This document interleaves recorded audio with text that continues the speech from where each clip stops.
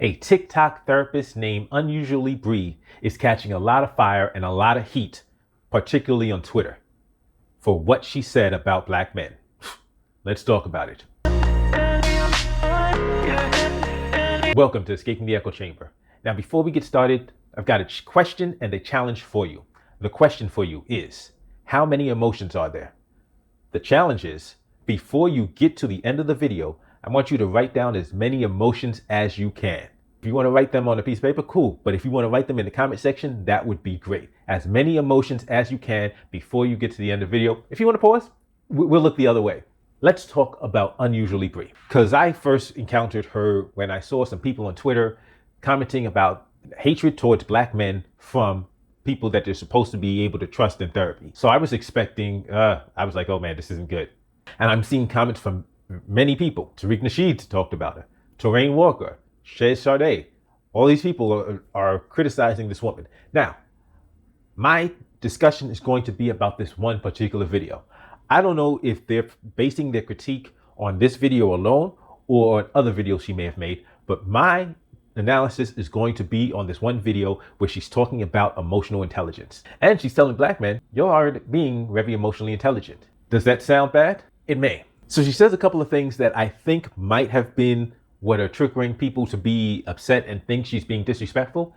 And one of the things she says is that black men need to expand their emotional vocabulary. And let me be clear. When she's talking about her clients, and she says that she deals with 90% of her clients are black men. And so that's where this critique is saying that she's talking specifically about black men. But she's saying they need to expand their emotional vocabulary. And she's saying that women have raised their standards and men haven't kept up. So at this point, I think a lot of people are viewing this through the lens of like a gender war debate, of red pill, of a Fish and Fit or Cynthia G type battle. And I personally see this very, very differently, because she's not talking about just relationships. She's actually talking about interpersonal fulfillment and personal development, personal growth. I want you to imagine something real briefly. Imagine you're at work and you have a coworker named Joe. Joe's new at the job, and Joe comes into the job and he's got some problems. Let me explain. See, when Joe wakes up in the morning, Joe gets up, Joe takes a shower, Joe brushes his teeth, Joe gets his clothes on. But when Joe gets into work, Joe, you look at Joe, you're face to face with Joe, and Joe's got toothpaste on his face. His hair is all messed up. He's got boogers in his nose. He's got spinach in his teeth. And you're like, wait a minute, it's 8 o'clock in the morning. What the hell did you eat to have spinach in your teeth? But you don't say it, you just think it.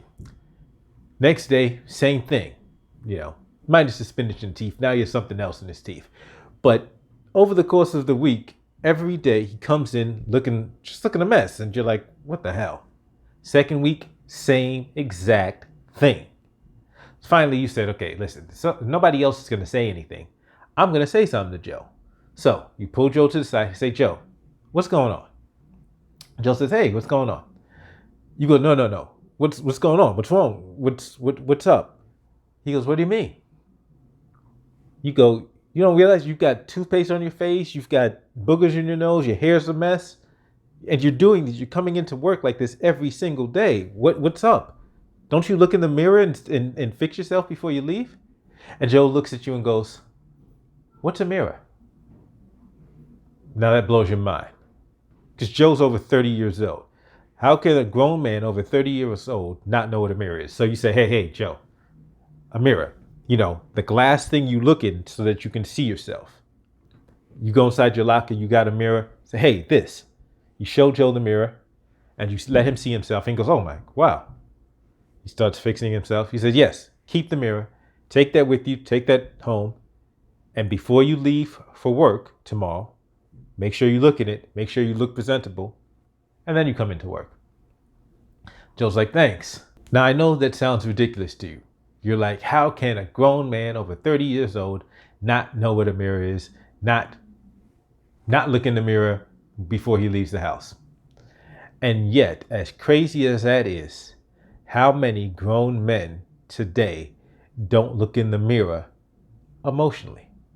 How many grown men, 30, 40, 50 years old, don't look in the mirror emotionally to see what's going on inside of them? Yeah, it's easy looking before we leave. We look at how we're looking physically before we leave, but how do we know how we're doing emotionally if we never look in the emotional mirror? If we never look inside? Let's go back to the story. But let me share with you a couple of points that I think a lot of people are missing. Yes, she does say that black men need to up their emotional intelligence. She does say that women have elevated, black women have elevated, and black men haven't kept suit. But she expressly says that that's in relation to emotional connection, because she says, hey, there may have been a time when women didn't have money and weren't able to please themselves, but now we're at a place where women have their own money and there's an abundance of tools available for women to please themselves sexually. So then what do they need a man for? She doesn't say they don't need men. She says at that point, that's when men need to be emotionally available to provide some kind of emotional support. But if black men aren't being emotionally available or emotionally closing themselves off, then it's getting to a point where women are like, well, what do I need to put up with this emotional abuse and or neglect for? That's what she says. And you may disagree with that. I get it. But I want to point out some of the things she said, which definitively, in my assessment, demonstrate that she's not being hateful towards black men. One of the things she says is, listen, you'll need to be able to explain your emotions, to say what you're feeling. She said, y'all are human beings. She literally says, y'all are human beings. You have feelings and emotions. You have to be able to express them. I don't see how you hear her make that statement and then say she hates black men. I don't see it. She says, you don't have to choke that down. You don't have to choke the stuff down. You feel stuff, let it out. She says that expanding emotional vocabulary expands our awareness of ourselves. And she's right. She says it's a crazy world, it's a weird world, and it's not easy for black men. She acknowledges that. She acknowledges that the world is not easy on and for black men. But she says we're not making it any easier if we're ignoring our emotions. If we're refusing to look inward, to deal with our emotions, to process our emotions, that's not helping us. And she's 1,000% right. She says that when your woman is telling you to go to therapy, it's not for her, it's for you. And she says, it's for you, sad brothers. A bunch of us are dealing with stuff that we aren't processing, we haven't processed, we're trying not to acknowledge. And at some point, that unhealthiness, that lack of an acknowledgement, it makes itself manifest in unhealthy activities and unhealthy behaviors. And we can look around and trust me, I speak from personal experience. But what I'm saying is, like I said, when I'm talking about personal experience, I've personally went to therapy. I've personally had these conversations with my therapist. I remember going to therapy and having my therapist ask me how I'm feeling, and I'm like, fine. And she's like, no, how are you feeling? And I'm like, I'm good. And she's like, okay. We got to a point where every time I sat down, she would say, I don't want to hear fine or good. Tell me what you're feeling, not just how you're feeling. What are you feeling? Because that seems to have a much more specific connotation. What are you feeling? And my difficulty of even being able to articulate what I was feeling showed that there was a problem. She actually had to give me a sheet of different emotions, because I couldn't even define what the emotions that existed are, what the available range of emotions are, because that's how out of touch emotionally I was. I couldn't even okay, well, I don't have the words. And this is what this woman is talking about. This woman, Unusually Bree, is talking about the fact that as black men, emotionality is something that we just look at as we look down upon it. Like, no, we're not emotional. Women are emotional.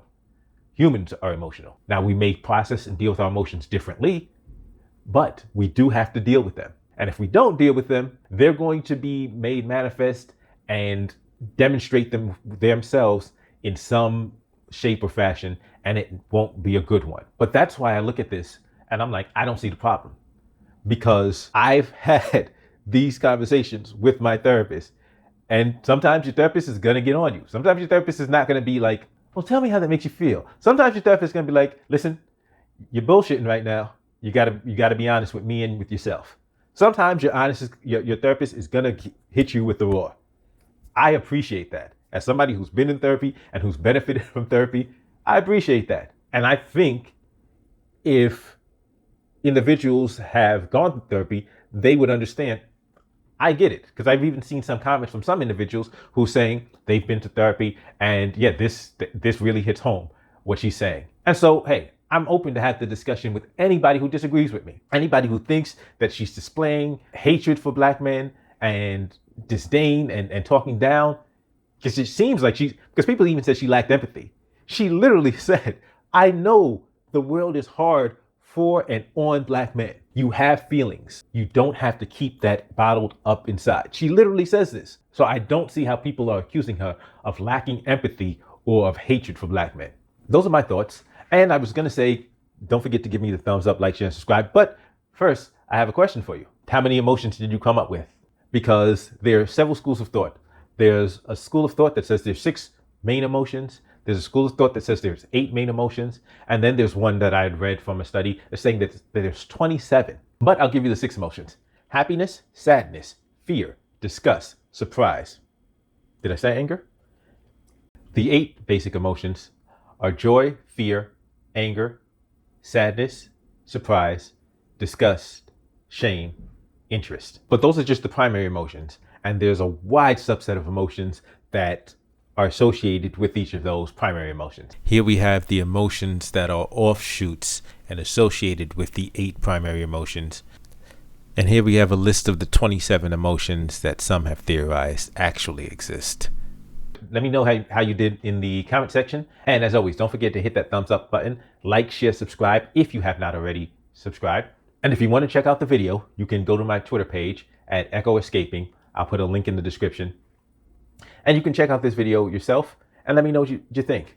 If you disagree with me and you think, no, she hates black men, go ahead and give me a thumbs down. But tell me what makes you think that.